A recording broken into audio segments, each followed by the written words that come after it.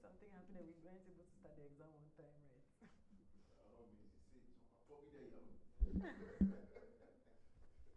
Confuse yourself more. I know it.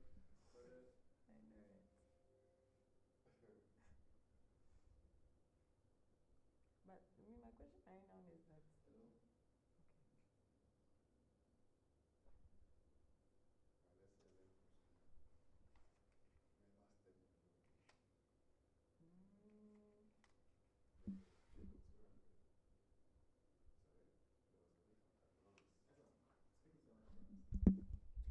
Hello, can you hear me?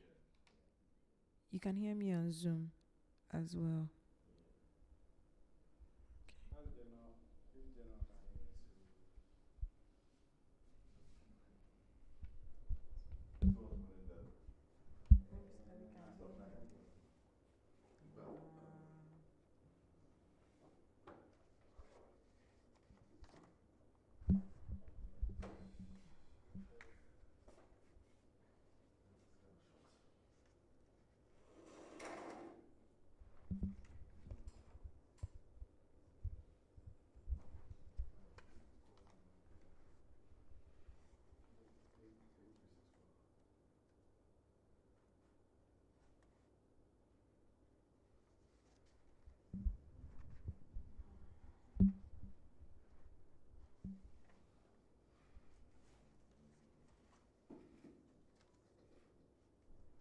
Isn't that like an overkill?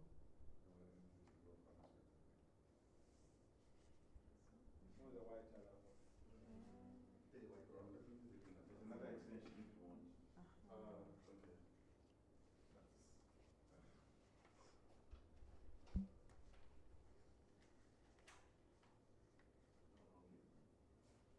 That's yours.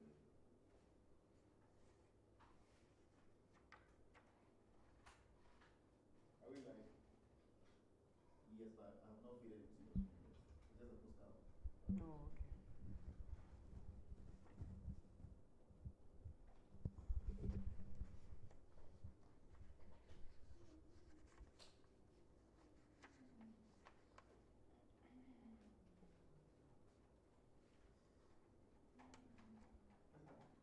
Say hello to them and find out whether they can hear us. Hello, General Kusi, please can you hear us?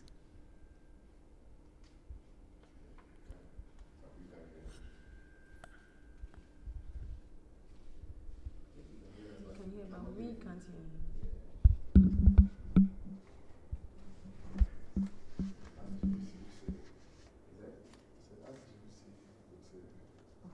What? I think we need we have to switch the speaker to, we have to switch the speaker to the monitor. So you may have to tell them, SNM doesn't need to, well, for now. Where does the feedback come from? Yeah. From the speaker over there. Over there. Okay. Hello? No. How? And we talk again. Yeah, Martin. We have one of the speakers join us on Zoom. But currently we can't hear him when he's talking. Can you hear him on the laptop? No. I think it's the laptop's issue. That's what I'm saying. You have to switch the laptop, the audio, you have to switch it to the speaker. From The speaker connected to the laptop, we are sharing to the camera. You don't have It's to connected to the focus right. The Ah, sound card. Okay. No. We have the monitor speaker. So it's not connected yet, but that's what the plan is. To the focus right. Connected to the focus right. Yes.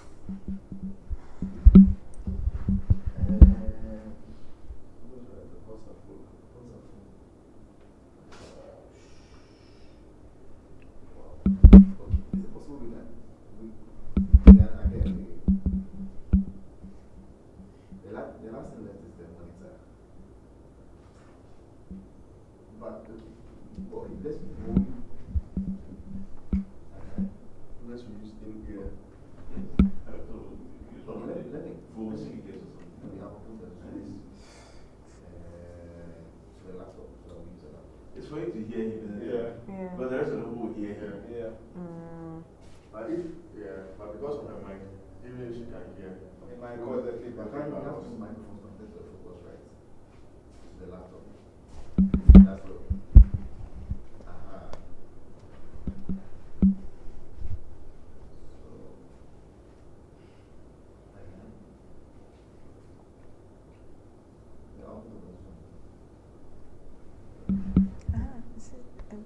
Jane, please. What does COP mean? Take me to. No, Commissioner of Police. It just, like it literally just. It just clicked. Ah, So we have right. The junior ranks and the officer rank. Ah. We have listed them here, so Yeah. we just mentioned. For some reason, when I was writing it down, it didn't click at the time. Yeah, I guess. Some words that you can't use by now, Like seeing the full meaning, yeah. you cannot mispronounce it when they actually use it. Ah. I see the speaker. Yeah, it's just about.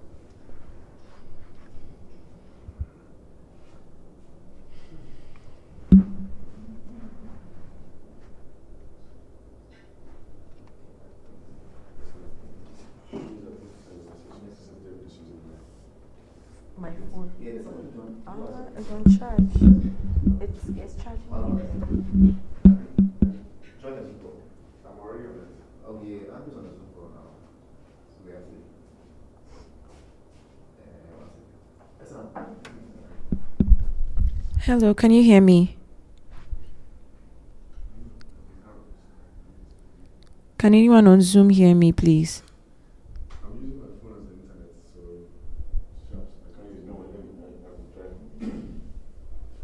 Connect to the MTN.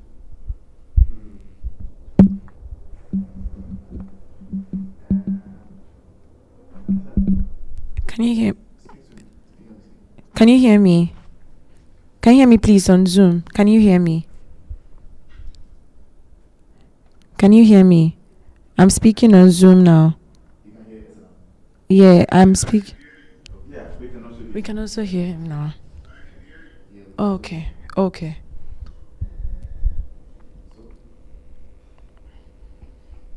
and I've selected the microphone to show it, right?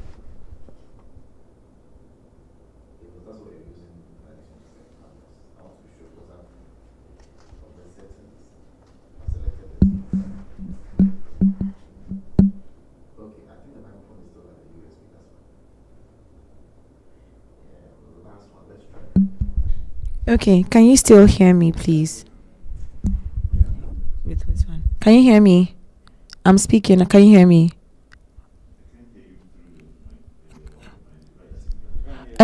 General Kusi, please, can you hear me?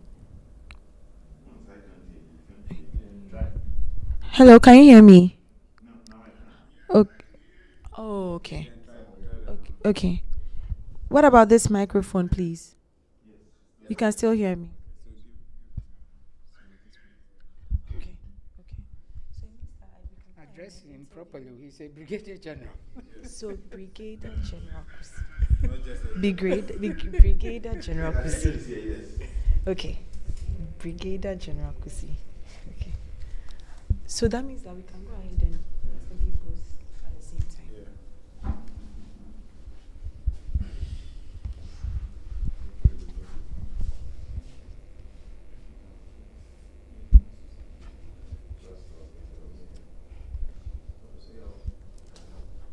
You have a games, right? Text me the link. Share the link so that I'll use this. Send us a text message, not WhatsApp. Not, well, 1 second. Shouldn't this not be about receiving? Yes, ma'am. We said that we'll start in like 5 minutes. I should say that. Okay. So what should I say? Brigadier General. Brigadier general. Brigadier General. Okay.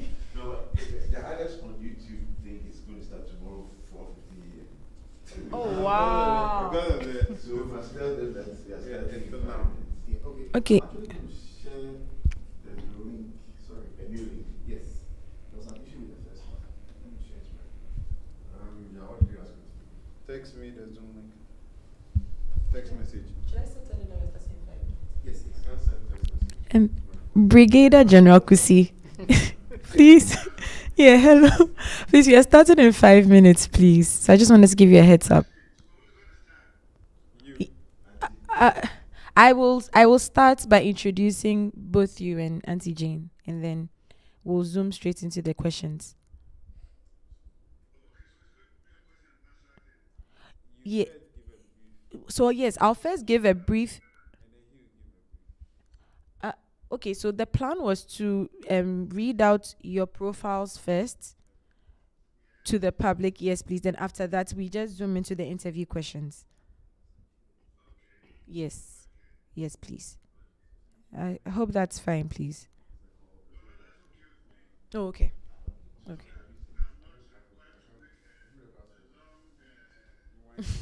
Yeah.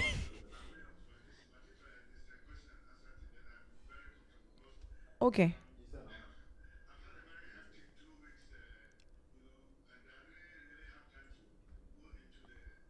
Oh. Oh, okay.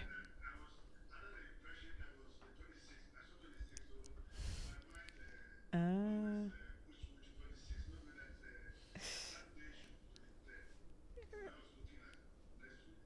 Ah.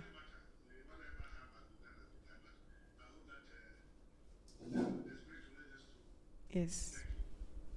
Yes, please. Yes, please. Okay. Thank you for that. So David, I'll wait for your cue. What's the link to that? No, I'm not connected. I'm trying to For this, for if your phone here, for The new Zoom, which one? Zoom. I've done the You have the Zoom already. and the YouTube to avoid this with Andrew. Okay, so we can Yeah, send. I thought you.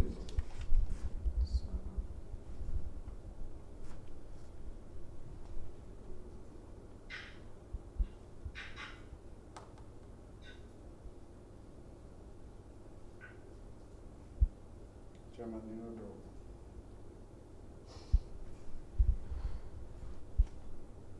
How did you send Is it? it of 2015? Email, no. I have it. Andrew has sent it. That was the thing. Yeah, that's what I need. So, And for the YouTube too. so what are we saying about the mic? So you're like, if you have any questions to ask or anything. We'll be transitioning It- soon. Can I be sharing my mic with them? We cut to now.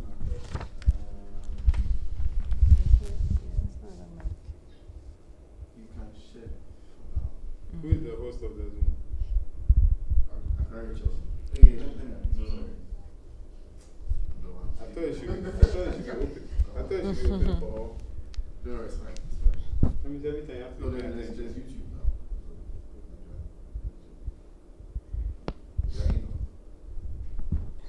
Yeah, can you hear me? Oh, okay. Who is taking video? Okay. Tell us your video. Okay, that's fine. Okay. I think we're ready. Okay. Okay, so good afternoon to everyone joining us today on our YouTube channel as well as Zoom. And you're welcome to this month's edition of the Legacy Series. My name is Esina Meduse and my co-host is Yaofe Dako. And together we'll be hosting two accomplished security experts. That is Brigadier General Benjamin Freeman Kusi and Mrs. Jane Christie Donkor, former Commissioner of Police, as they share their life journey with us as to how they've been able to maintain a well-integrated life. I remember that in September we learned during the career month that it's not really about living a balanced life, but it's about living a well-integrated life where all the aspects of our lives receive good attention and nothing is left hanging in our lives. So that's what we want to talk about today. And I'll use the next couple of minutes to share with you the profiles of our guests for today. So I'll start with Brigadier General Benjamin Freeman Kusi, who is a retired army officer from the Ghana Armed Forces, where he served for 36 years. And in terms of his educational background, he holds a Master of Arts degree in International Affairs and Diplomacy and a Bachelor of Arts combined honors degree in French and Spanish, both from University of Ghana, Legon. And he also holds postgraduate certificates with distinction in public administration from GIMPA, as well as Amadu Bello University Business School in Zaria, Nigeria. In terms of his professional development as well, he has to his credit certificates in security sector governance and management from the Ghana Armed Forces Command and Staff College, integrated peace support operations as well from Kofi Annan International Peacekeeping Training Center, and international crisis management jointly organized by Bradford University and Cranfield University, both in the UK. So for his career journey, Brigadier General Kusi was a directing staff and chief instructor at the Army Faculty at Ghana Armed Forces Command and Staff College. And he also served on an exchange program with the Nigeria Armed Forces Command and Staff College in Jaji, Kaduna State as a directing staff. He's also a former deputy commandant of the Kofi Annan International Peacekeeping Training Center. And prior to that, he also served with the United Nations operation in Cote d'Ivoire as a deputy force commander, from April 2009 to August 2011. And during his career, he held various positions of responsibility in command, operations, administration, and human resource management, all at the Ghana Armed Forces and at the national level as well, and United Nations. And he's also participated in various conferences and seminars that have been organized by various organizations such as Institute for Security Studies, ECOWAS, UN, and other security affiliated institutions, all between 2009 and 2022. And he's also participated in various UN and ECOWAS peacekeeping operations, including tours in Lebanon, the former Yugoslavia, Afghanistan, Rwanda, Liberia, and Cote d'Ivoire.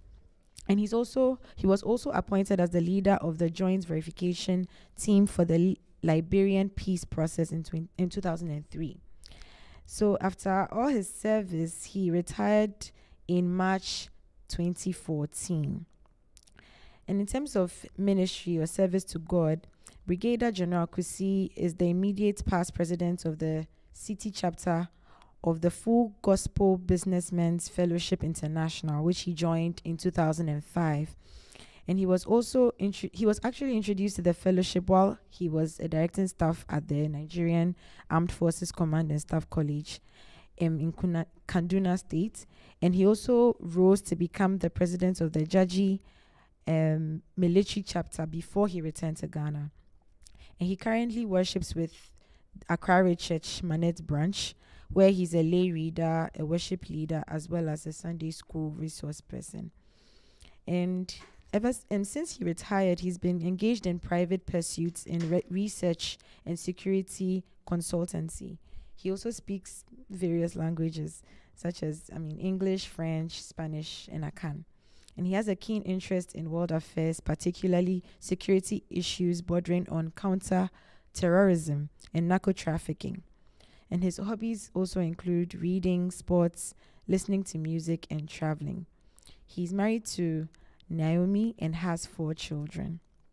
And I also like to talk briefly about our second guest speaker, who is Mrs. Jane Christie Donkor. That's the former Commissioner of Police, retired, who was formerly Jane Gabra Edu. And in terms of her education, she studied at Wesley Girls Middle School and proceeded to St. Monica's Secondary School in Ashanti Mampong between 1957 and 1962. She attended University of Ghana between 1965 and 1968, after which she studied in Sweden for a year exchange program on a scholarship for English-speaking students. And after she got back from Sweden in October 1970, she joined the special branch, which was formerly known as the Bureau of National Investigation, BNI, and is now the National Investigation Bureau, NIB. And she was also seconded to the Castle Annex to be in charge of administration between 1988 and 1996. And she joined the police service afterwards, where she was put in charge of training at a point, and then also took over the welfare section of the Ghana Police Service. And eventually she worked with both departments at the same time.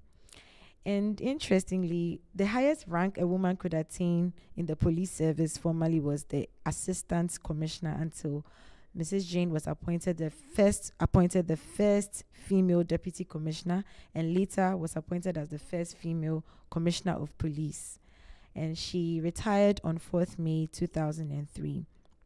In terms of ministry, she has been worshiping with Accra Church since 1984, and she's an active member of the Women's Fellowship. She was married to the late Ben Donkor and has 5 children and 12 grandchildren. So, ladies and gentlemen, these are the profiles of our speakers for today. And we are going to go right into it and ask a few questions to get to know you better and find out how your life has been, how you've been able to, as I said earlier, integrate the various aspects of your lives together. So I'd like to start with you, Auntie Jane. Yes. And my first question for you is, how did you become a Christian? What's the story behind that? Were you born into a Christian home, or there was a special story? So I was born into a Christian home. Both parents were Anglicans. So when we were in school, we used to go to Sunday school, and we continued going to church every Sunday. So I went to St. Monica Secondary School. It's a convent school run by sisters. So in 1957, I traveled from Cape Coast to St. Monica's. And then I was there throughout from 1957 till I finished upper six. So over there, every Sunday we go to church, and then it's compulsory for the Anglicans. So we go to church every Sunday, and we have mass for the various classes, from Monday to Friday. So we were trained into that service, and then I was baptized Anglican. I was confirmed Anglican at St. Monica's. So since I left school, I continued worshiping the Anglican church. And then I moved to Accra after my secondary school in the university, and then when I started working in Accra. So I've been Accra throughout my life. Though I come from Cape Coast, I go there every now and then, but I live in Accra. And then I continued worshiping, and I got married in 1972 to Mr. Ben Donkor. And then we had 5 children, a boy and then four daughters. Yeah. Now they are all grown. And then they also have children, so I have 5 children and then 12 grandchildren. 12 grandchildren, yeah. So I started work, like you said, at a special branch in 1st October 1970. We were 4 female graduates who were enlisted into the special branch. And then we continued working in special branch. Special branch, for example, there you are trained to be responsible, for the department that you hold. So initially, you work on your own. You only see the director when the director calls you or there is some difficulty. So right from the beginning, we were trained to work on our own. So we were masters of our own, and then working with those under us too. So from 1970, I was in training, special branch, vetting, various departments. And in 1998, I was seconded to Castle Annex to be in charge administration. And I was there for 8 years.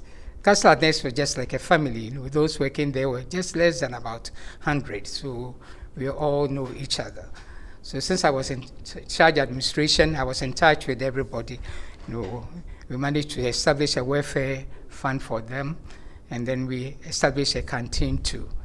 So in 1996, when our former director, Mr. Peter Danfuri, was appointed IGP, he carried some of us to the police service. Initially, when we started work, we didn't know that we were part of the police service, but administratively, we were taking our ranks from the police service. So when I entered the police service, I was a deputy commissioner. The first time, the highest rank a female officer could obtain was Assistant Commissioner of Police. The women herself were enlisted in the service in 1952, though the police servicing started in 1844, up to 1870 and 1902. About 400 men were divided into two. So we had the literates and the illiterates.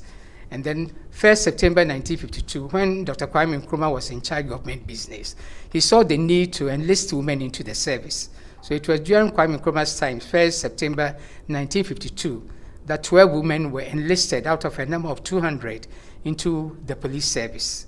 And then they were given ranks, police, they give everybody ranks. So they started with PW1. The first one was PW1, running through to PW12. And then they served in the service. Though some of them served for a few years, the rest remained. And then during that time, the women could, you serve for about 50 years, then you have to go on retirement. And the men go on retirement at 55. But with the 1992 Constitution, it was made 60 years for everybody. Then both men and female were retiring at 60 years. So the first 12, they had a lot of challenges because there was a first female in the service, and some of the men look at them as if maybe they are taking their work or something. So when they started the service, they were all, police, they have ranks. You start as a constable, corporal, sergeant, inspector. Then when you go to the college as a cadet officer, then you come out as assistant superintendent of police, then deputy superintendent of police, depending on when you are promoted. And then we have superintendent, chief superintendent, assistant commissioners, deputy commissioners, and commissioners. So the highest rank in the service is a commissioner. Like I said, IGP is a political appointment. Yeah. So during that time, the women have their own establishment, so they could just rise in their ranks. So those they started with, that if maybe somebody is promoted assistant commissioner or a deputy commissioner, the female was still assistant commissioner. So we had the first female assistant commissioner in the service, and nobody could be appointed assistant commissioner again until that one retires. So we had the first female assistant commissioner, who is Miss Margaret Dakwa, and she is still living. So out of the 12, now we have only 3 of them alive. Miss Dakwa, who was the first assistant commissioner. So when she retired, then the second officer, Miss Akoto, became the second assistant commissioner. And then when she retired, I became the third assistant commissioner. So that was the highest rank the female could attain at that time. So 1992, I was appointed deputy commissioner. So I was the first female deputy commissioner. And then later, few others were appointed deputy commissioners. And then 2001, I was appointed commissioner of police. So after I retired, we had 4 more commissioners who are also on retirement. And currently we have 2 other commissioners who are serving. Yeah. So when I went to the police service in 1996, then you have to put on uniform, because special branch were not wearing uniform. So I was put in charge training. We go around recruiting people into the service. And then later I was in charge welfare, catering for the welfare of all police personnel in terms of training, if they have any problem, transfers, bereavement, and all that. I was in charge of that. But before then, when I was at Castle Annex as assistant commissioner, I was the senior officer, but I was not in uniform. So it came to a point that we have to form an association comprising all ranks, and then we called it Police Ladies Association. We inaugurated it 29 July 1989, and I became the first president, and I was president for 14 years before I retired. So when I retired, then others also took over. The one who took over was Mrs. Miss Robertson.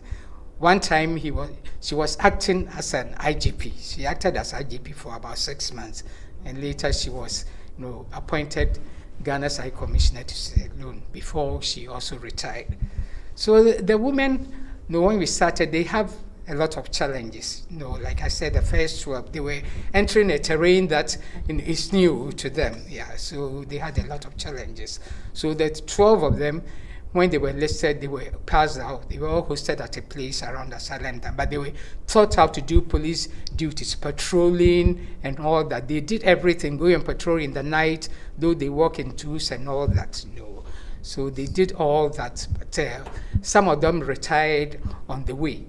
And during that time too, well, let's say when you want to get married, there is a clause in the oath of service that they took, that if you want to get married, then you have to retire, or leave the service, So it wasn't easy for them either to get married or become pregnant. So the first policewoman who later she retired as a sergeant, she petitioned the administration, so the clause was removed. So then they could marry and then they stayed in the service. But 4 of them left earlier to get to join their husbands. But the rest continued. So we had some officers, and then we had some of them retired as assistant commissioner, chief superintendent, and the rest chief inspectors. So 1st September this year, we celebrated 70 years of women policing. Women policing, from 1st September 1952 to 1st September 1970. So a lot of change. The women have come a long way doing other things. Formerly, they always say that maybe the men can do this and then the women cannot do this. But now we are all integrated into the service, and then we all work like the men. They go on patrols, they go on peace mission duties, and all. We have officers who have been in East Timor, Bosnia, Liberia, Sierra Leone, and all of them keeping peace mission. Because when you are there, you're on your own, you drive on your own, you get up in the morning, you go to work, and so a lot of them have excelled. Recently, one of them was honored by the UN, being the best, female peacekeeping officer in the sub-Saharan region. So they've come a long way now. We also encourage them, to study out of this association that we formed, Police Ladies Association, comprising all ranks from constable to commissioner. But the highest, if you're a commissioner, you are the president of the association.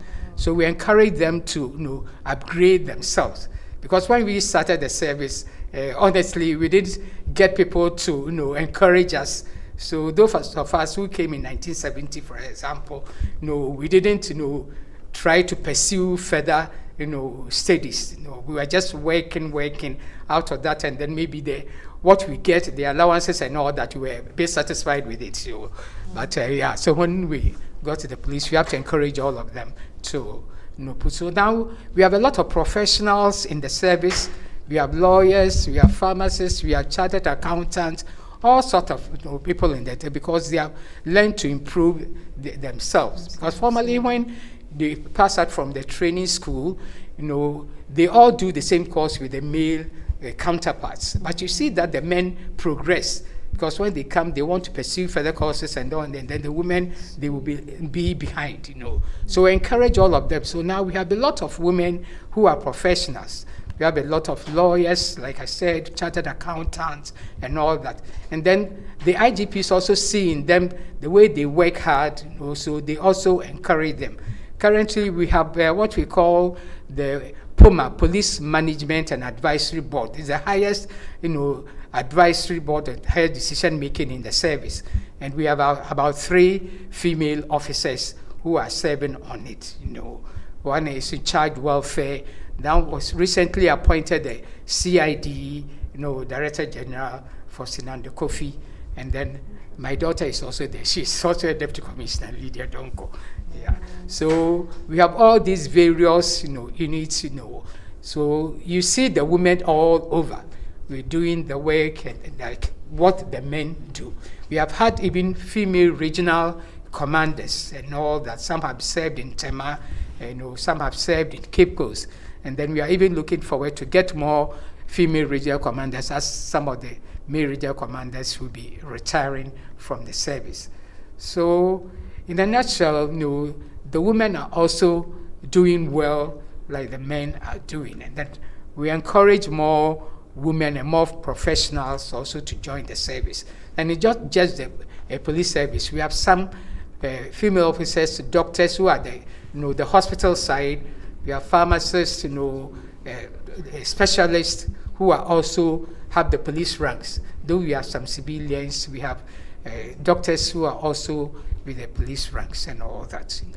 So, yeah, in a nutshell, this is what that we do in the service. But first, I thought that we were going to have expand and then do this. So I prepared some a little thing that we're going to talk about that policing and security. Like all those things that you see the police do.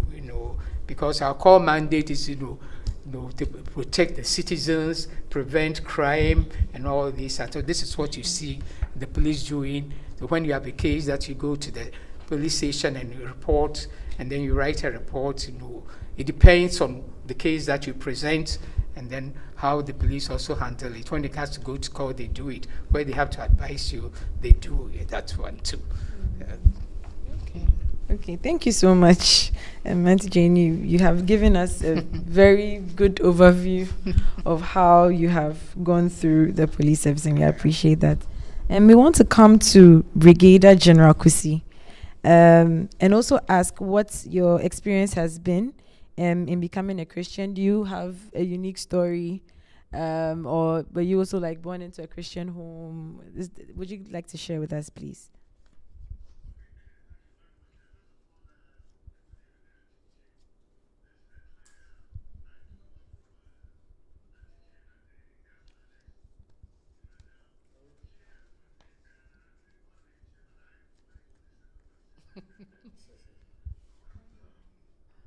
They still saying that he took over from me as a councillor next.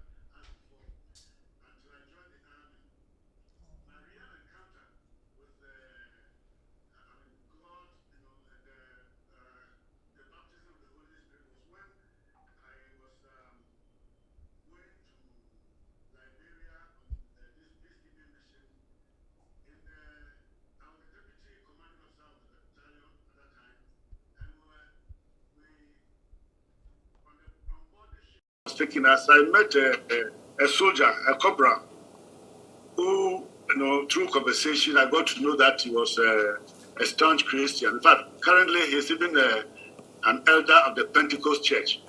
So I decided to bring him under my wing, and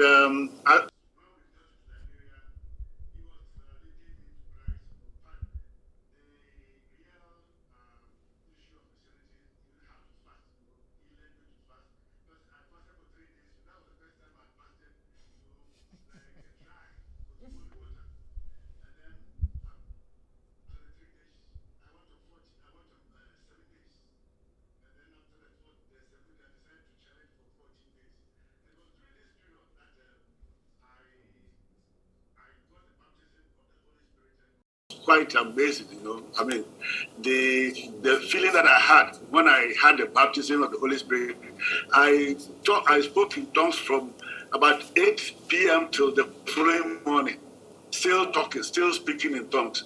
And there was a kind of joy that I felt. I had never felt that before. And so that was why I say that the devil is a liar, because when you are not a Christian, the thing that you fear most is to become a Christian, because we thought that if you became a Christian, there will be no more joy. Life will be monotonous. You can't go to disco. You can't go to do those things, drink, about those things that the people in the world do. But then I realized that the joy I had never felt it in any of the things that I had pursued. I mean, when I was in the university, I was very, very boisterous, and everybody knew me. I had a nickname, Onassis, that everybody called me by. And when you got the fans like that, sometimes you felt you were somebody, but after that, you felt lonely. After all the hula baloo, the accolades and this, you come back and you are empty. But then I realized that in Christ you have something. There's that kind of joy. And that was what led me on to really pursue matters of Christ. That doesn't mean that I'm perfect. I'm still a human being. I have my faults, but to say that at least there is a joy in being a Christian. So that is what I want to say for now. I'm waiting for other questions to continue. Thank you. Thank you so much. See, that was very interesting. Thank you for sharing the importance of, understanding that you may be the Bible that someone is reading. You talked about the officer you met on the ship and how he sort of influenced you and led you to leading a very serious Christian life, and we really appreciate that.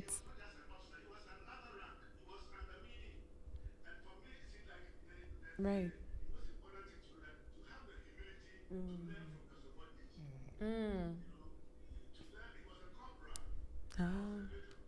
Right.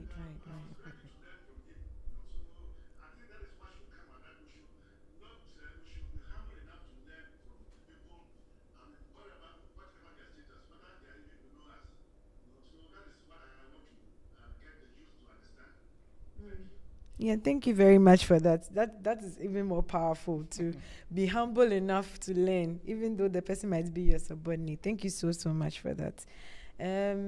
So my next question, I would direct it at Auntie Jane. So, you spoke extensively about how women have come a long way through the service, especially being in a space that is predominantly male. And you highlighted a few points, but I wanted you to just highlight again. What are some of the lessons you learned through, rising through the ranks as a woman? You mentioned that you faced a lot of challenges, and I just wanted, if you could kindly share with us some of the ways in which you were able to overcome the stereotypes, men. No, what I said, I didn't face challenges as such, because I entered, normally when I graduate, you come in as an officer. You come in as an officer, so you come maybe 3 months training at the college, then you are an officer, and then maybe promotion is maybe every 3 years. You are promoted. But normally, those down there who start as when you come through the training college, entry requirements. So, those days we were coming with middle school leaving certificate, and then later O level, A level. Now we have a lot of graduates, a professional, So normally enlistment, it should be between 18 and 25. Maybe you have a pass in English, maths, and other subjects. Yeah, so you come for when you go through the exercise, the written exam, a medical exam, and then you start the training, for 6 months, and then you come out, as a constable, But those who come in as graduates, then you come directly as an assistant superintendent. The lawyers are given the ranks of deputy superintendent. So normally it's those down there who normally face these, especially maybe when they are posted to the regions. Some of them, maybe the male officers, are not like to work with the other ranks, because they feel that maybe every time either you are reporting sick, or like you said, maybe your child is sick and all these things. So they forget that they also have wives and children who, when they are sick, their wives take them to the ER. So these are the things. So that's why maybe we encourage to form the association, the Police Ladies Association, to be able to help them, assist them, and encourage them to go to school and all these other things. So since I was in the highest position, like you are in charge, let's say Castle and X administration, so many people under me. When it came to the police headquarters, I was in charge training and welfare, and then we had the advisory board, those who work directly with the IGP. Those days we called them schedule officers. I was the only female officer with the other male, so that officers who work and take decisions. And this is what now they have it as police management and advisory board. So I've always been in the topmost position. So I have not experienced those things. But those who are there, when they have their problems and they come, then we help them and solve the problems for them, and then encourage them, to study hard, Okay, that's nice. Thank you. And let me just go straight ahead then to ask, what inspired you to pursue this line of career as in the police? In the police, interestingly, when I traveled, I was coming down in the plane. I met that time late Mr. Kwekuba. He was then the Minister of Interior. So that we were talking about careers and all. When I came first, because I said it with something about social welfare, I wanted to, but it was difficult to get a job at that time. So I went to his office, and then he said, we have said that special branch, they are recruiting graduates. And that time Professor Fusama was the director. So when we went, we just applied, and then we're taken, and then before you are even get a job, special branch, you have to be vetted. It took about a year vetting us. You have to get your background and all these other things before. So then 1st October 1970, then we started working as special branch. So it through him that I went to started working at special branch. Yes. Yeah. Oh, okay. Thanks for sharing. Brigadier General Kusi, what about you? Is there something special that inspired you to join the Ghana Armed Forces? Or? First of all, I was born at Bantama, Kumasi. The military barracks very close to my house, and every morning I saw the soldiers marching up and down. So it was something that I could not escape, because every day they were marching in front of my house. But what really prompted me to join was something different. I thought, first of all, I didn't like bullying. And one day I was going somewhere, and then some boys accosted me and wanted to rough me up. But then there was this private soldier who lives, he was also from Bantama. He came and saw what the guys wanted to do, and he just pushed them away. And then what he told me was that, I brought your call, baby, as young man, go your this is. So it impressed me. And from that time, I also took it upon myself that I would also stand up to bullies.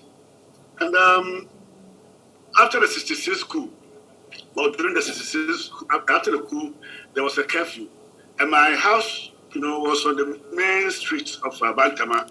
And it overlooked a workshop where there was this craftsman who worked there, and I think that one evening they had broken the curfew, and I saw the soldiers really molesting them, and I didn't like it at all. I didn't like it at all. That I mean, the way the guys were screaming and this and it got into me. And so I thought if I got a chance, I would stop this thing. The other point also was that coups were something that we had come to hate, especially for me, and I must admit it. Nkrumah was my idol.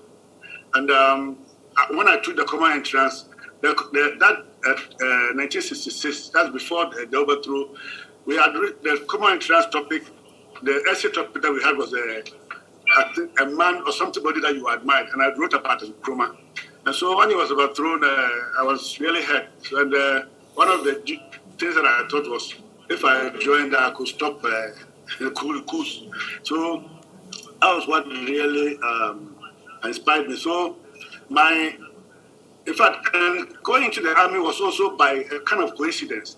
When I was in the university final year, we had these demonstrations against the Champon regime, and we were sent home. So we didn't know how long it was going to take us to remain at home. And whilst at home, I saw the advert. And so I decided to apply because the way things were going, I thought we were going to be in for the long haul. So I applied, and I was accepted. I was going through the recruitment or enlistment procedures when we were called back to school. When we were called back to school, I was going to write my final exams. And so I had to combine writing my final exams and then going for these recruitment exercises. And finally, I got through.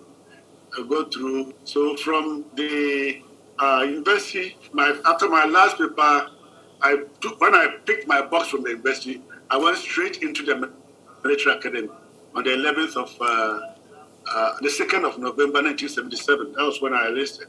So that's the background to my entry in the. Okay. Really interesting. I mean, you made the point that was intriguing, that you didn't like bullying, and that was also something that kind of gave you, should I say, vim to enter the army. But one thing that just crosses my mind is that I know, or from what I've been hearing, the training process in that space is not easy at all, and usually people shy away from this career or this profession because of that training process they have to go through. So I just wanted to ask if maybe there's any young person listening to you right now who may have an interest in joining the army but is scared, is not sure that they can make it. What would be your advice to them?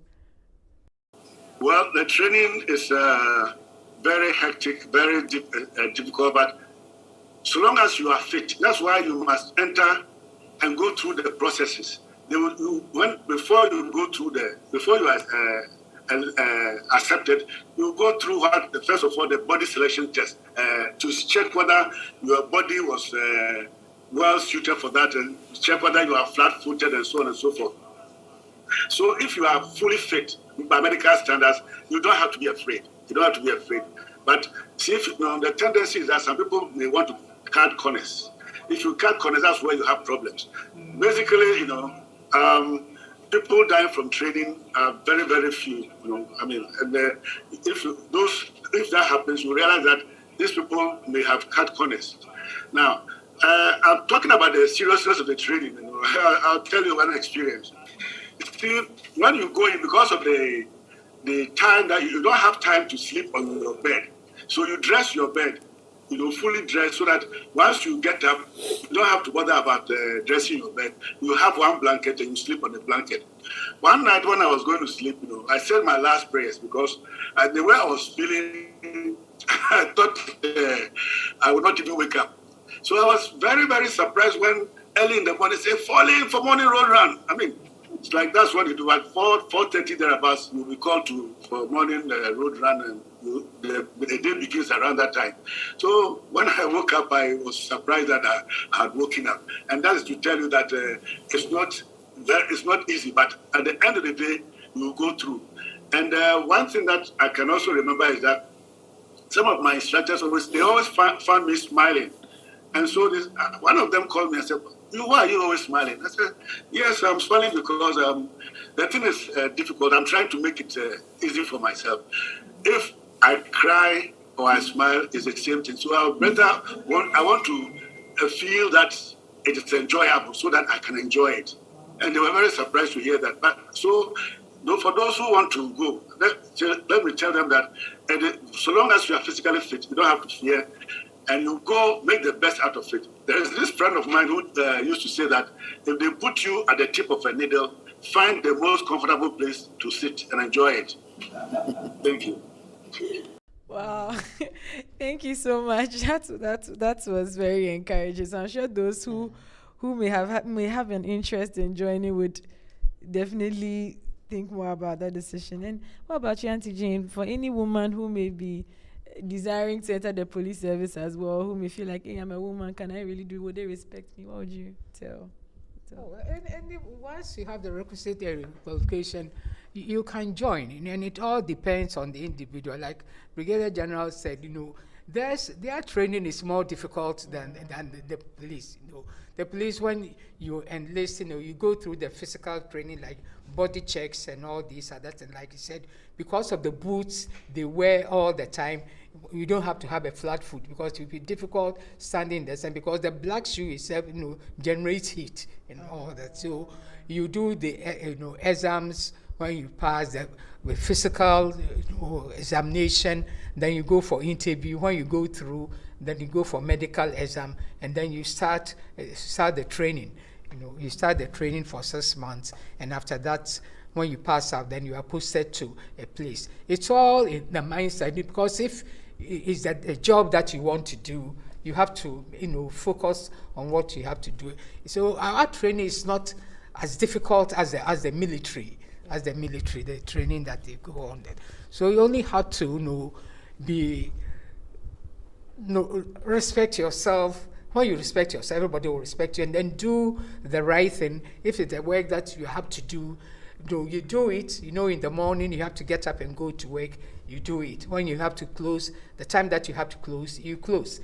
But not that, finding excuses, you are going here, you are going there, not knowing that you are not going anywhere.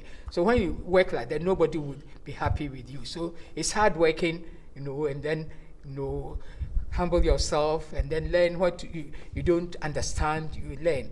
Because when we came to uniform, for example, because we have done other things, working in the security, special branch work is not like, the police work like that. So we also learned from other ranks, and then when we were conversant with it, then we could work on our own. Yeah. Okay. Thank you. And let me just also throw in this one. When it comes to the police service, especially Ghana police service, it's like people are losing confidence in the service because of some of the things that happen on the streets and everything. Yeah. What would you say to that? Yeah, it's true. Like you say that in every village or whatever it is, there is a mesa there. Yeah, because they go through the training. You are taught what to do, but some of them, they have their own mindset. The reason why they joined the service, they join the service and then they do other things. So if you are honest and then you follow instructions as to what to do, you enjoy the service. Because let's say somebody has come to the charge office to report a case. You have to listen to the person, and then you don't judge. You don't judge because you are not the final authority. So listen to the person. If somebody has done something wrong, from the way you talk to the person, the person will even, feel ashamed and change. But as soon as you come and then, you start shouting, don't sit there, don't do this and all that. That's what will make people talk about the police. But they are very good police, officers in the service. Not everybody is like that because, like I said, they all go to the same training. They teach you what to do and all these. The core mandate is there. But everybody and its mentality and then the way the person behaves. Then you never know, maybe when the person is coming to work in the morning, maybe he has had problems at home and all that, and then he carries it on into the, into the office. So the first person that he sees, whatever he has done, whether quarreling with the wife or something, then he starts and then bring it on you. But when you work hard, the respect is there. I left about 19 years ago, but still people see you, and then maybe what you did for them, they still remember, and then they respect you. So you don't lack anything. You can go anywhere that if you need any services, they do. So it depends on the individual, But we have been encouraging them, because when you're in the service, you wear the uniform. As soon as you put out the uniform, you're also a civilian. And you remember that one day you also come out, as a civilian. So what you do will follow you. That's it. Nice. What you do will follow you. Thank you so much. And Brigadier General Kusi, in the same vein to security services, it's like, especially when I think there were a lot of security issues with surrounding countries, people were beginning to panic and ask, hey, so is Ghana ready and all that? Well, what do you have to say to that? Well, I say that, I have always, as a Christian, I've always aligned my life to that of King David. David was somebody, he was anointed king, but he had not yet acceded to the throne. And yet Saul was harassing him. He got the opportunity to kill Saul, not on one occasion, but on 2 or so occasions. But he refused to take action, because he said, this is the anointed, God's anointed. I cannot do him any harm. And for us as soldiers, your loyalty is to the Constitution. And at no point should you think of, destabilizing the established order in the way of coup d'etat and so on. So I think for me, coup d'etats are not the answer. Likewise also, if you are not going to take this, what I will call, how do I put it? You see, you may not directly take part in have a coup d'etat, but if you subvert the electoral system too, that is another coup d'etat. So if you subvert the will of the people, that is also something that is wrong. So my advice is that, look, if you are a soldier, let the system run, because democracy is what we have chosen, and there are the steps that are taken to ensure that we get what we want. And elections are one of those issues. So when people go to vote and they are counting the ballot and all those things, you have no right to go and intervene. Last year the last elections, I was really appalled that people lost their lives. We go to count heads. We don't go to cut heads. So that is one thing that I think the security services should be mindful of, that let the system run. The system will correct itself if you give the people the opportunity to use their what we have come to know as locomotive power. It is beyond you to go and interfere with what the people have said and people have done. And the Latins say that Vox Populi Vox Dei. What the people want is what God wants. So if you subvert the people's will, then it will bring a curse upon you. That's what I think. Thank you so much. I think my favorite statement in what you said was, you go to count heads, not cut heads. There's a punchline right there. Thank you so much, Brigadier General Kusi. And let me also just throw this in. You in your profile, it was clear that you also managed to go on peacekeeping missions at certain points in time in different countries, and you also worked with the UN at a point, worked with ECOWAS at a point, and basically your career took like a very, how do I say this, you rose through the ranks and you were able to accomplish a lot. So my question would be, if you had to leave maybe 3 or 4 important virtues with young people that would aid them in having successful careers, what would it be? What would they be? Well, I think Antijane has talked about some of this. You see, integrity is very important. Integrity, you must be sincere. People must see you as somebody they can trust. They can trust. You should have confidence also. I mean, and then professional outlook. Do what you are supposed to do and learn on the job. Improve yourself, because you see, you in certain instances, well, the military, we do well because you are trained right from the time you are commissioned.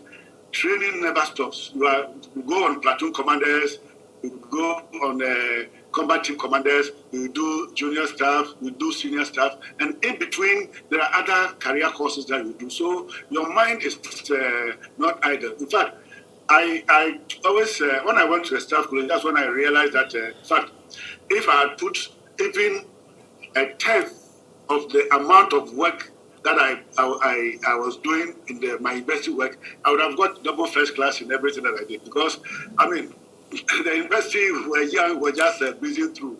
But the military, very serious. You are taken through a certain drill, and it makes you the man that you are supposed to be. And so, for me, if you want to go through the military and come out as a successful person, you must have integrity. You must have self-confidence.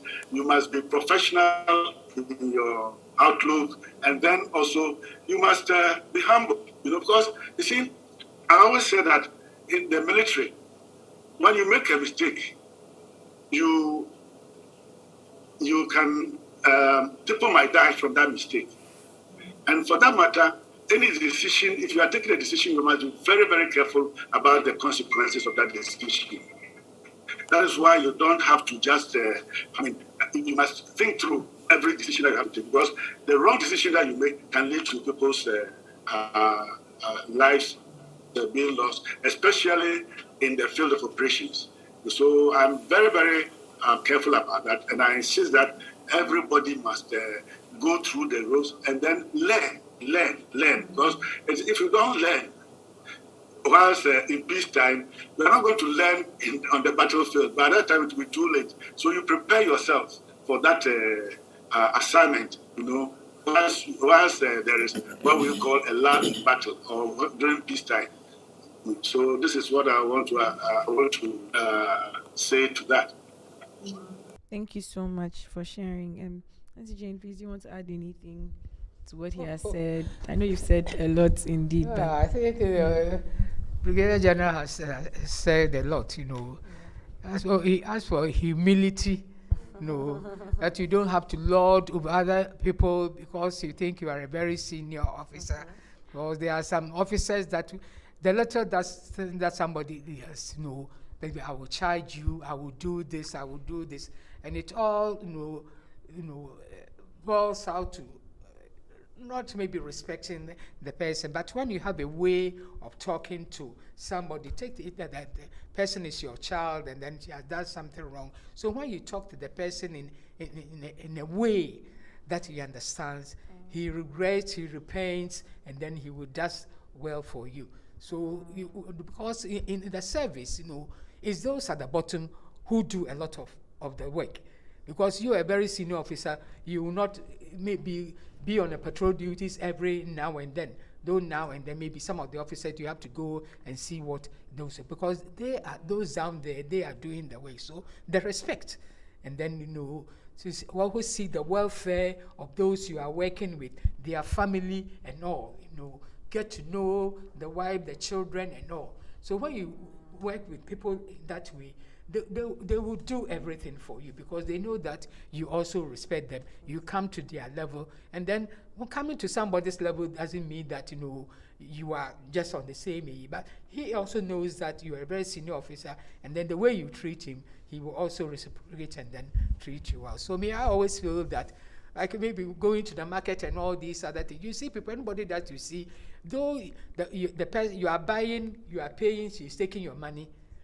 That stops you for maybe saying good morning to the person after buying things from the person say thank you and all that. So all these things are very important, these little things. Anybody that for example, every morning I go for a work, the women who sweep, you see them, you greet them. How are you? They also ask again, how are you? They feel happy that you have come to their level, and then you are even greeting them. So we have to respect everybody. When you think of that we're all going down to the 6 feet. If you go, they'll say if you go to the mortuary, you always respect people. Wow. Thanks so much for sharing. Yeah. Yes. Let's zoom into life after retirement. You retired in 2003, am I right? Yeah, I retired 2003. Yes. Yeah. On retirement, like I said, you prepare towards your retirement, and then the time that I retired, all the children have finished university, and then they are working and all. So first, I relaxed for about a few months or 1 year, because as some people say that there are some people when they retire. We had some officers when they retired. The following morning, I think he addressed, put on his suit. The wife was asking, "Where are you going?" He has forgotten that he has retired. It's not easy. When we retire, the retirement is a little bit boring too. Boring if you don't have much to do. Either maybe you watch TV, do this, do that. It's not easy if you have nothing to do. So when I retired, then later on, then I lived at Acho, which was not quite far from Art Foundation, Angela Jamina Boaji, Dr. Angela, this women advocacy who work for, domestic violence and all these. I knew it was just a walking distance. So I used to go and then help do voluntary work with them. And later they had a program, ambassadors, something that U.S. Embassy gave scholarship to some children. So we used to go to the Eastern region, give them books, shoes, uniforms, and all these things, and encourage them to learn. So I worked with Angela for about 5 years, and then 2009, when some of the children started having children, then I had to help them. So I helped them, and then I just had going around 5 of them, so I helped all of them. But in between, maybe I cook for them and other things. But then I also spend my time reading, especially detective book and all these, things that, it's crime and detective books that I read. I watch TV a little, do something else, walk, do all these other things to keep myself busy. So this is what I've been doing since retirement. And there are when there are some meetings at a place, and then you're invited, or some conferences, the police headquarters, they are doing something, and then at times they invite us, and then we also join them and all that. Yeah. Okay, thank you so much. Brigadier General Kusi, I realized that you've also been engaged in a few things since retirement, some consultancy, you have some hobbies. Would you want to throw more light on that for us, please? Can you come in again, please? Yeah. Okay. Can you come in again? Please, can you hear me now? Yeah, I can hear you. Yes, please. So I was saying that since retirement, from your profile, we realized that you have been engaged in consultancy, some research. You also have a number of hobbies as well. Just wanted you to throw some light on that, what you've been doing since you retired in 2014.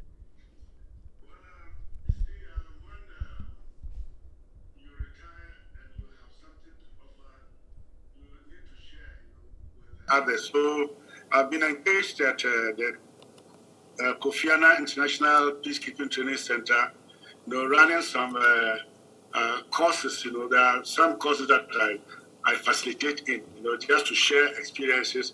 And some of the courses include protection of civilians, the humanitarian assistance towards humanitarian assistance in various situations, whether there's a crisis or natural disaster and so on. So this has been what I've been doing, yes, and I've been trying to put up some, write some articles, and then also I'm working on my experiences in Cote d'Ivoire and my military career as a whole. So I'm trying to write one or two books, but it's been quite hectic, you know. When you have to be doing the typing yourself and you don't have someone, you know, you are not a very fast, you know, typist. So these are some of the challenges. But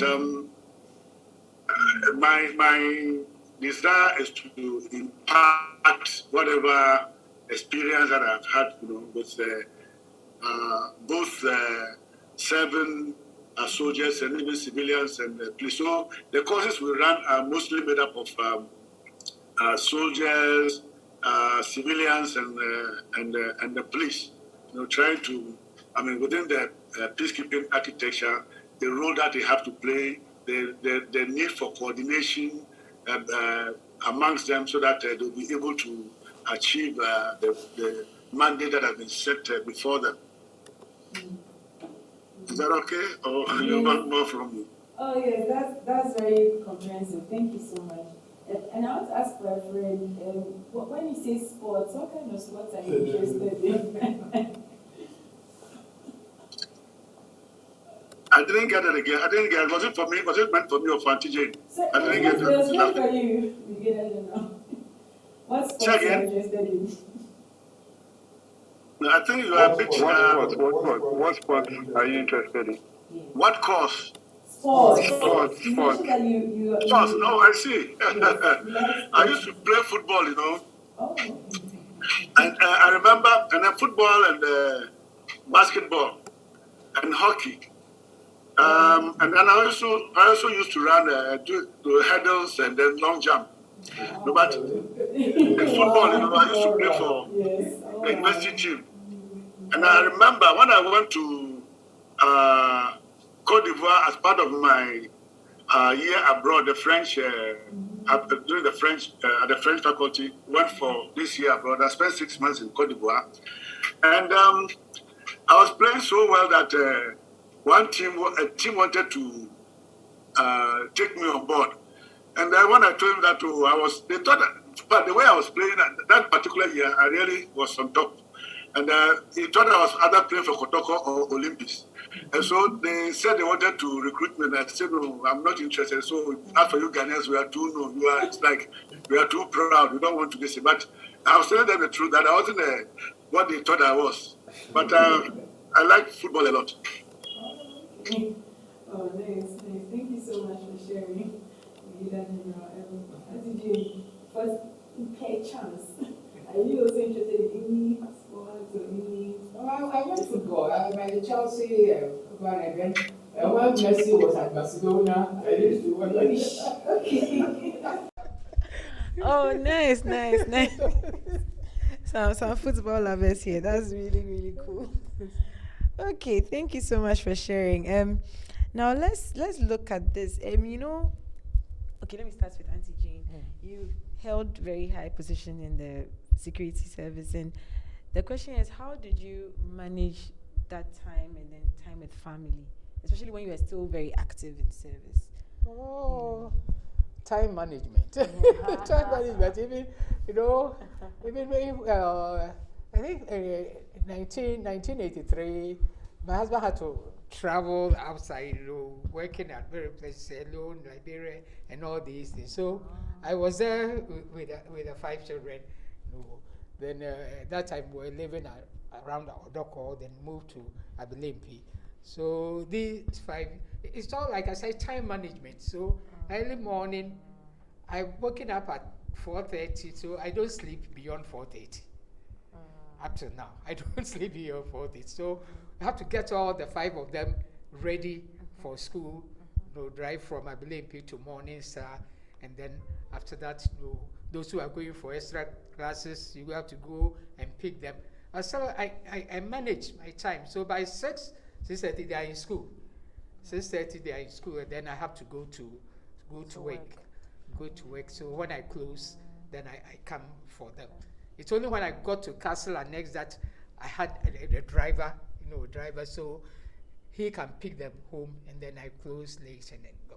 So I managed them that when they got to secondary school too, they were in various secondary school.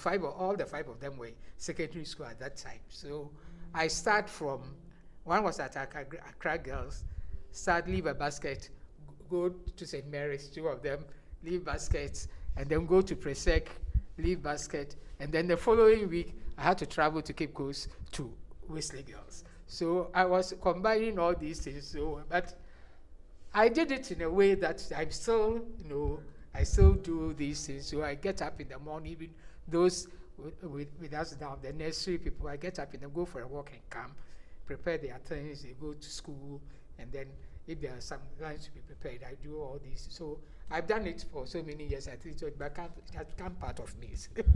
So when they leave, then maybe I rest, watch TV a little, and read my book. I like Jeffrey Archer's books. You're always looking forward to seeing what is going to happen later on this crime. So this is what I've been doing, and then managing my time with it. So okay. They all finished the school. Thank you so much. Brigadier General Kusi, do you want to add anything to that? How you manage to combine time with family, with work, especially being in the army and traveling a lot, how it was for you?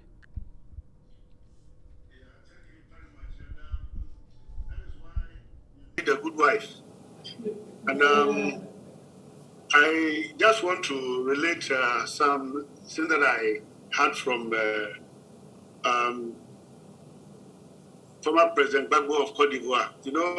When he was arrested, that was the one that mandated to convey him to his final. What do I put it? How to put this?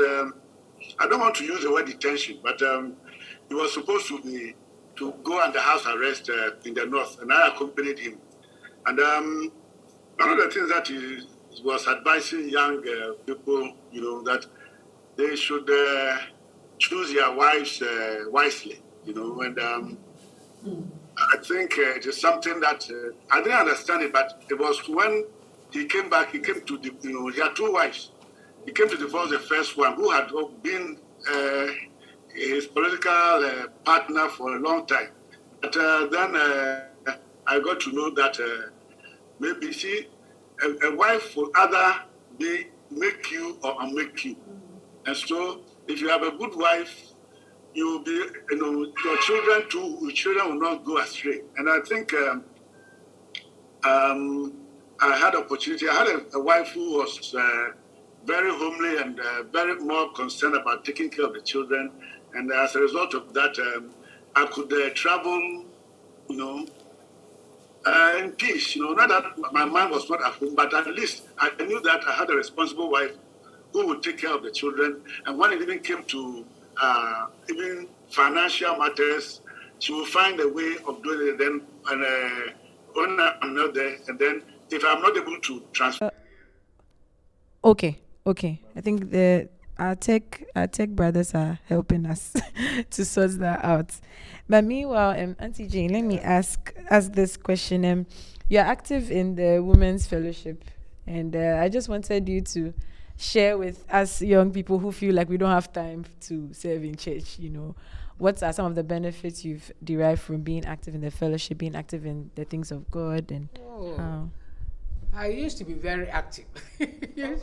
So when we even started, when I joined the Women's Fellowship, things have changed now. When we used to celebrate Women's Week, Women's Fellowship Week and all these things, we have Sister Yakoba Saki who will be writing plays and then we'll be acting. I remember I acted one, Jesus, when they went to the well and all these things. So even after that, later, Mrs. Comfort, called me my Lord, and then Gina too. Up till now, when they see me, they call me my Lord. And then there is this lady, they are Nigerians, all these things, So we're doing all these things to working, and then when I close, that time I was at Castle Annex and then in uniform too. So when I come, I'll be in my uniform. So I put my cap down, nobody talks. If you talk, then you see the cap will work. So I was saying this, but after, when I said the graduate, that time when they come from school, you pick them from school, and so I was not coming to the meetings, and then with this COVID, they started with the Zoom. So now and then, even when you want to join, they are around and all these other things. Though I pay my dues, but I'm not too active like when I was, working and then coming for the meetings. Yeah. Okay. But I follow all the, we have the platform. Yeah. So everything that goes on, we read about it. Yeah. Okay. Thanks for sharing. Brigadier General Kusi, what about you? From your portfolio, you are very active in the Full Gospel Businessmen's Fellowship, also a lay reader at a church and everything. So what are some of the benefits you've derived in being active in some of these ministries, and what would you tell the young people who are struggling to find time to serve in church? Okay. Yes, what benefits have you derived in being active in a ministry such as the Full Gospel Businessmen's Fellowship, as well as being a lay reader in Accra Church, serving in the Sunday school sometimes? Yes. What are some of the benefits you've derived? All these things, you see, these are God's work, and we must have joy in doing God's work. And since Full Gospel and then church activities are all geared towards promoting God's work, I mean, it's a joy to be part of it. And it's for me, it is a joy and part of the distress, if I should put it that way, in trying to do something that pleases God, and then also helping your fellow man. If I'm able to bring joy to somebody or to help somebody in one way or the other, I'm happy because, like for example, yesterday I was the main speaker at one of the chapters of the Full Gospel, and the response, encouraged me, that please, I was doing a good job. And then when you are into this kind of thing, then the Spirit also helps you because if you are doing anything that is God's work, and you ask for assistance, you ask for the Holy Spirit to support you or to guide you, He does it. So, and when you do it and you see that the Spirit is encouraging you with good results, then you are happy. It means that you are on the right track. So that's what encourages me to do what I do. Thank you so much for sharing. Thank you so much. I have the last question here, but it's not really my question. And it's also my co-host question. I've been stealing some of his questions. So if there was one thing you could change about the current Ghanaian society, what would it be? That would be my last question. Oh, if you had the power to change anything that is in our current Ghanaian society. Oh, but attitude, that's from the home. Think how you are brought up and all these other things, Because there are things, at times you see things going on and then you wonder if those doing these things have a home. Like even when you go to school, the students, some of the things, we know the peer pressure is there. But if you have been brought up properly from your home, and before you go into school, your parents have told you this, and follow these steps. I don't think when somebody is doing right thing, you will join. You will join as such. So it all borders on the home training, the training, and then like if you are a Christian, and then what you instill in your children. So if somebody is even going astray, I don't think they will follow, the person. So I think it all borders on home training. So if we are all trained and then we are taught to do the right thing, I think we will continue doing the right thing. Because at times you see what goes on, you see what people are doing, and you wonder if these people have any home at all.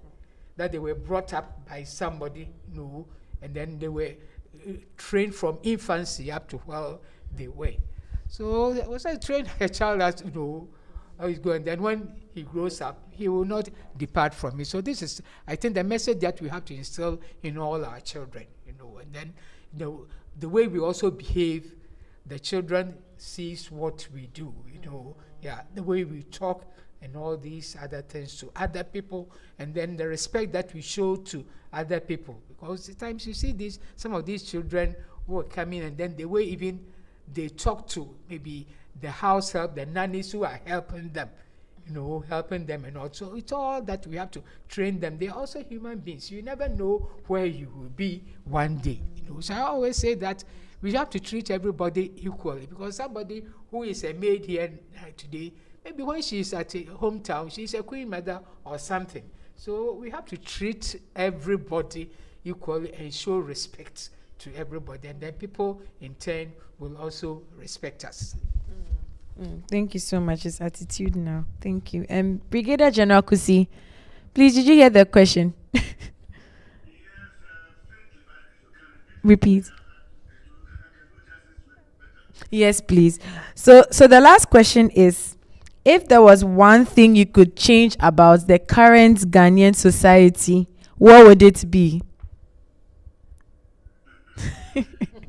There's so much wrong with our society these days that I don't even know where to start. But I think, you see, we have lost so many values.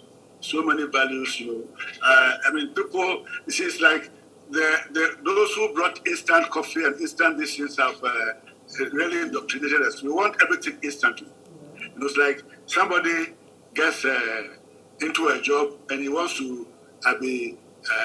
It's like he wants to be behaving like the managing director who has been in the thing, who has worked through the ranks. He wants to enjoy whatever the managing director is enjoying, and that is why we are in such a dire strait. Because look, our country is destroyed. If I should put it boldly and bluntly, look at the water bodies. See, it's like there's a saying in Accra that that is, if you cut off your tongue to roast and chew, you haven't eaten any great meat, Because, it's like what we are doing is like cutting our tongue and roasting. They say water is life.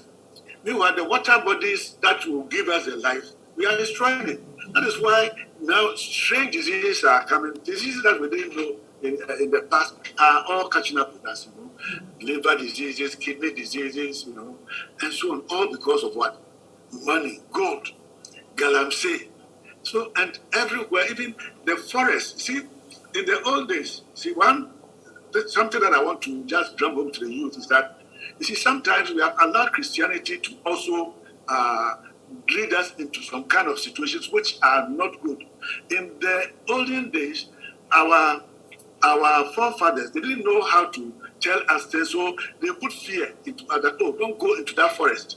Don't go there. But it was all meant to protect the environment, because maybe that forest was the source of water, the river that you drink, the river water that you drink. And because they don't want the source to be disturbed by way of deforestation, so they tell you that, oh, this place, it's a sacred forest, don't go there. And then when we became Christians, we said, oh, we are Christians, so we don't fear anything. We don't even get into the reason why these people were saying that. So we go and cut the trees, and as a result of that, we have problems. I remember when I was a very young child, I had to come to Accra by train. And when I got to some, the Densu River that I saw frightened me, because it's like the train was riding over very vast, expanse of water. But years later, when I went back to Nsawam, I could virtually even stride across the Densu River that I saw. I don't know whether I saw it with my child's eyes, so it looks so big. But the truth and the reality is that we have destroyed our environment to the extent that the things that nature is supposed to give to us, we are not. So what I would advise the youth is that, the quest for money is not the the best, I mean, yes, work hard and you will get money. But don't rush to become rich overnight by so doing, destroying everything that is before you. And it is something that I would want the youth to know that, look, whatever the environment is for today is for tomorrow until Christ comes. So if you want to destroy yours today, then what are you going to stay?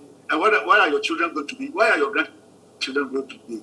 So we should be mindful of what we do to the environment, because we are gradually running ourselves out of existence, and prior to that, we are going to live a very, very miserable life. Because if you cannot get water to drink, how much money do you have to go and import water? That we are running into a situation where we will have to import water. And look at even now, where would you get even the foreign exchange to go and import that water? Look at the way our city is galloping. It's not even galloping. It's not even a horse matter. It's now like jet streaming out. It's streaming out just like that. And it's all because we have not done the right things, and we still continue to do things that harm the environment and then harm our future. So, I may talk for too long, but all that I want to say, especially to the youth, is that I want to quote something that John the Baptist told soldiers. All the others had asked, tax collectors say, what shall we do? They say, collect no more than what you supported for you. But to soldiers, he says, likewise the soldiers asked him, and what shall we do? So he said to them, do not intimidate anyone or accuse falsely, and be content with your wages. So what he said to the soldiers, I want to say to the youth, do not intimidate anyone if you are in a position to do so. And do not accuse falsely. False witness is a very bad thing. And then also be content with your wages. Whatever your wages are, be content with it. If you are not happy, find other ways of increasing your business, because there are ways that you can adopt. One area that we have really neglected is farming, backyard farming, or this is getting extra income, through farming.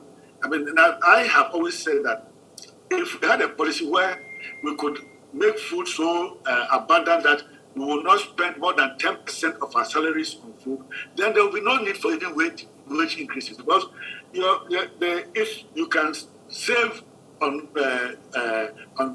food, you can save on transport, you can save on other things, then you can have something to also put by for the rainy day. But here we are in a situation where even the food basket takes away almost all the money that we have. So we have to look for other ways of survival by going into farming and trying to get food sufficiency.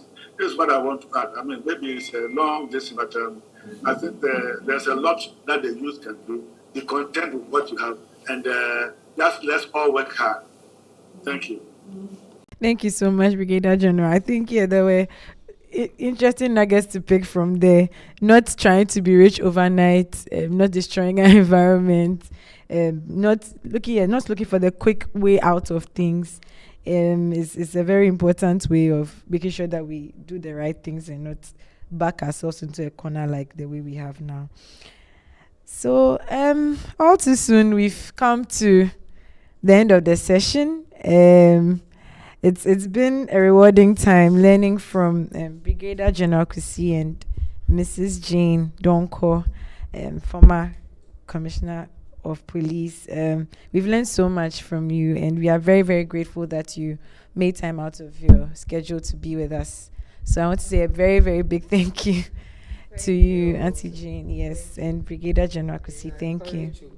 Join the police. We have a place in the kingdom of God.